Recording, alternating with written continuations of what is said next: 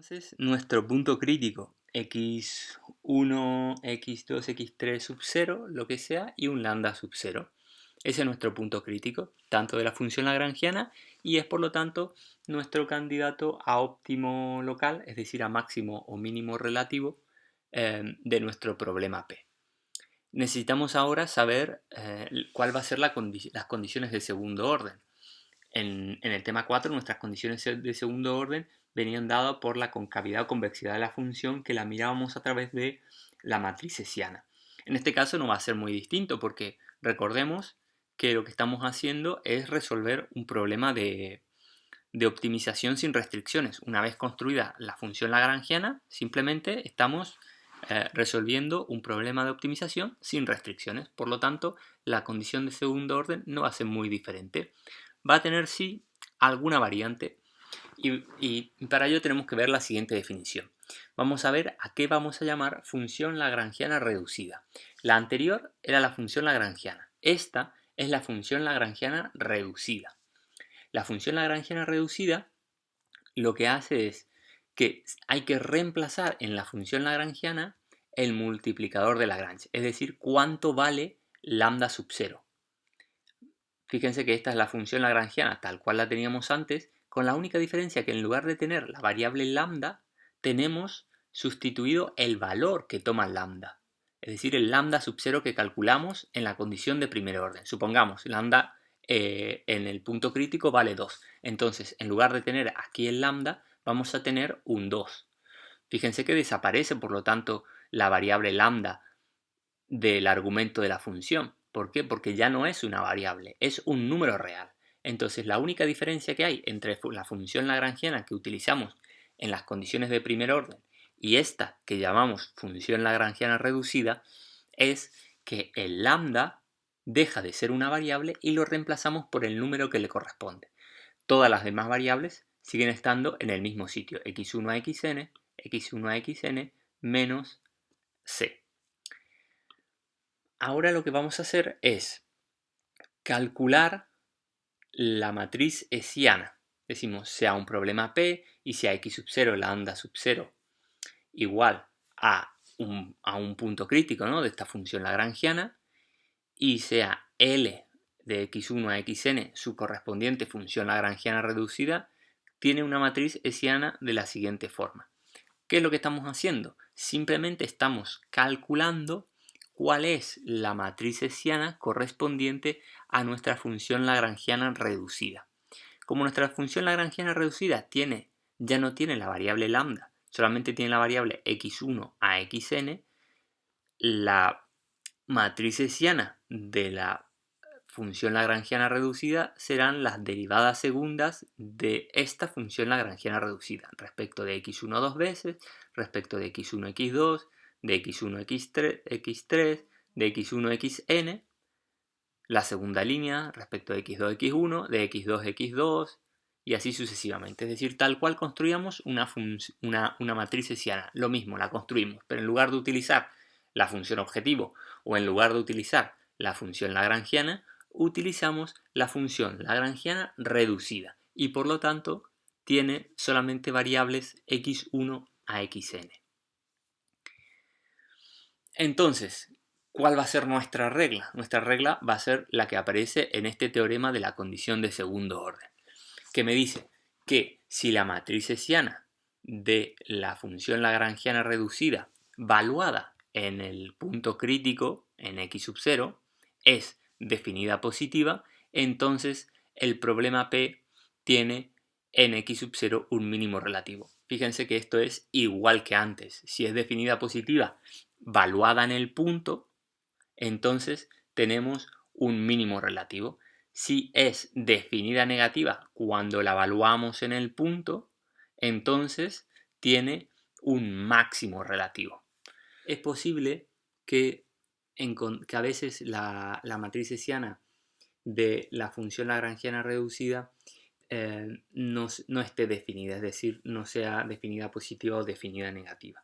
Entonces, ¿qué tenemos que hacer? Lo que hay que hacer es estudiar el signo de la forma cuadrática que aparece aquí.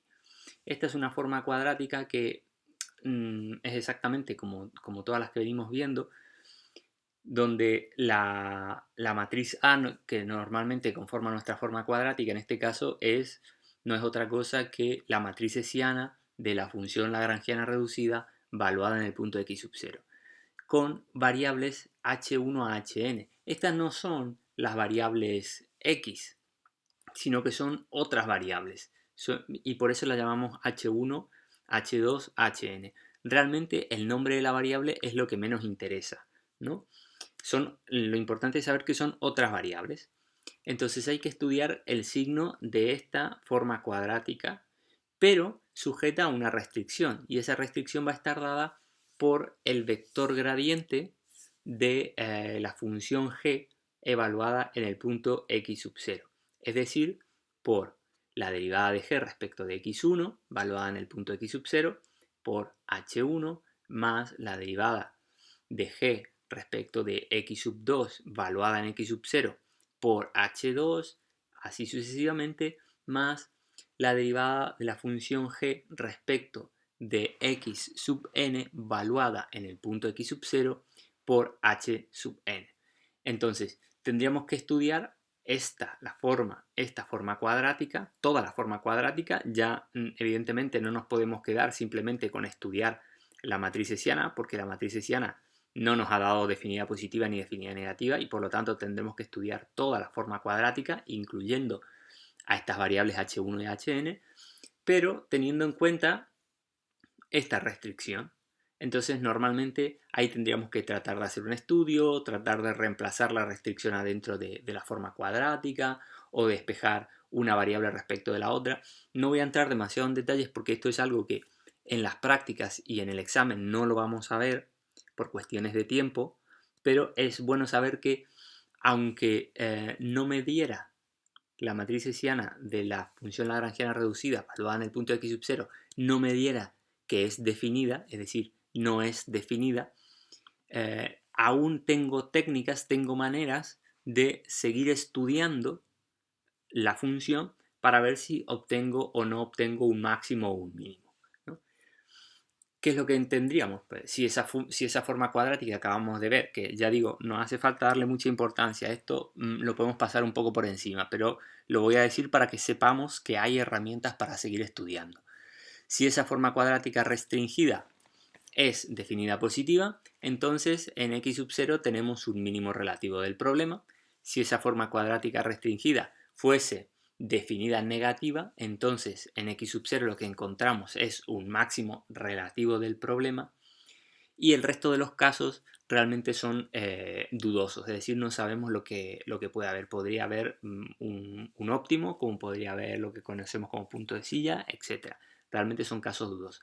Fíjense que todos estos son casos en los que estamos hablando de óptimos locales o de óptimos relativos. ¿Por qué? Porque siempre estamos usando el punto x sub 0 dentro de nuestra matriz hessiana. Esto es lo mismo que en el tema 4. Cuando reemplazábamos dentro de la matriz hessiana el punto, solamente podíamos hablar de óptimos locales o de óptimos relativos, es decir, un máximo relativo o un mínimo relativo, pero no hablábamos de que sean máximos y mínimos absolutos. Eso lo vamos a ver un poco más adelante. Igual a 5. Ahora tenemos que ver las condiciones de segundo orden. Las condiciones de segundo orden necesitamos para eso escribir la función lagrangiana reducida. La función lagrangiana reducida es aquella que tiene en cuenta cuánto vale lambda. Por lo tanto, necesitamos saber cuánto vale este lambda. Para saber cuánto vale ese lambda, simplemente nos basta con reemplazar el valor de y o el valor de x. Entonces, como y vale 5, lambda valdrá 5 más 1, 6. Ahora podemos escribir entonces la función lagrangiana reducida. La función lagrangiana reducida vamos a escribirla en una nueva hoja.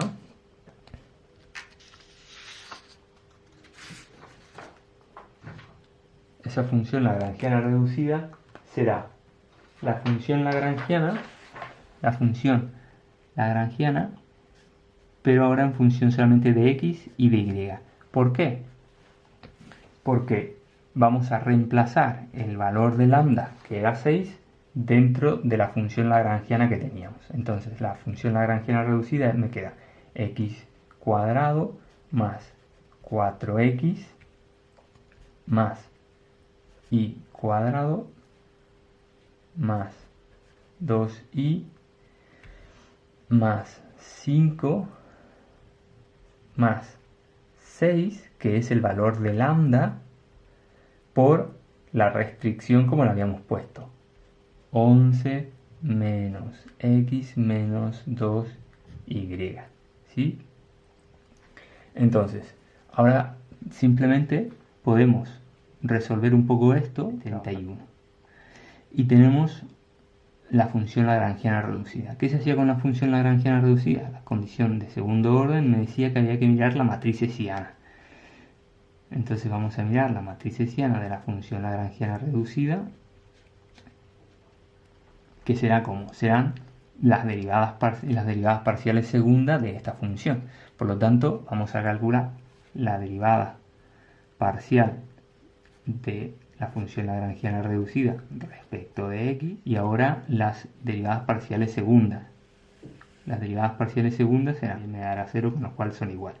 Entonces, ¿cómo me queda mi matriz hessiana? Me va a quedar 2, 0, 0, 2. Y esta será mi matriz hessiana. Es una matriz diagonal, que quiere decir que tiene ceros por encima y por debajo de la diagonal principal, y por lo tanto me basta con mirar los elementos de la diagonal principal. El primer elemento es 2, que es mayor que 0. El segundo elemento es 2, que es mayor que 0. Y por lo tanto sabemos que la función lagrangiana reducida, ¿qué forma tiene? Tiene una forma, es decir, la matriz hessiana es definida positiva. Entonces vamos a ponerlo. La matriz hessiana es definida positiva. La función lagrangiana reducida entonces tiene que ser convexa. Y por lo tanto, el punto crítico que habíamos obtenido, que era el punto 1, 5, es un mínimo del problema P. ¿Y cómo es? Fíjense que como no reemplazamos en ningún momento los valores críticos dentro de la función, dentro de la matriz hessiana, esto es cierto para todos los valores de x y de y. Por lo tanto, la función L es convexa, esta función lagrangiana reducida es convexa para todos los valores de x y de y dentro del dominio, y entonces esto es un mínimo absoluto del problema P. Y llegamos a la misma conclusión que por el método de sustitución.